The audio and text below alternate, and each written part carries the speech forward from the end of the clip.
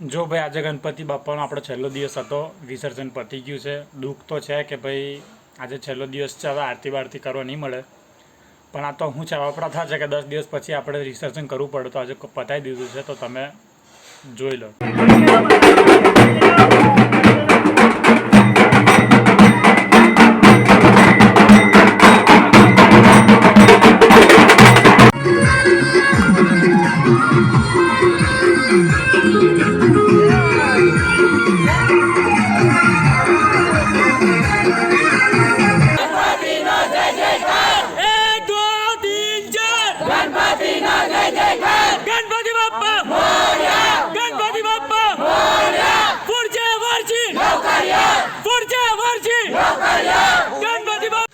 આપણે યાર મસ્ત ગણપતિનું વિસર્જન થઈ ગયું, માટી ઓગળી ગઈ, આપણે પધરાવી બી દીધી. પણ હવે અમારું છે ને ટેમ્પો બગડી ગયો, અમે ફસાઈ ગયા છે રાતે બધા. ઘરે જવા મળશે, બધાને મળશે. હા, અમે ઘેર જઈને કોમે શું છે હું કેવું અંકિત? બરાબર છે ભાઈ, બરાબર છે. બેહો અહીં મોજ કરો. જો આવા ટાઈમે મોજમાં જ રહેવાનું.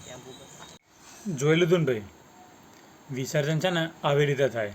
આ તમને એટલે કહું છું કે અમુક લોકોને છે ને પાછું આવડે ના, કેવું ગણપતિ બાપાની મૂર્તિ આમ નાખમ નાખી કરે, આમ જેવી તેવી નાખી દે, કંઈક હાથ તૂટી જાય, પગ તૂટી જાય, પગમાં આવે, એ બધું નહીં કરવાનું.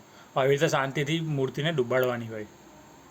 એટલે તમે જોઈ લો એકવાર, આવો આડત ધરે નાખમ નાખી ન કરશો. એ ગણપતિ બાપા છે, બીજું કોઈ નહીં.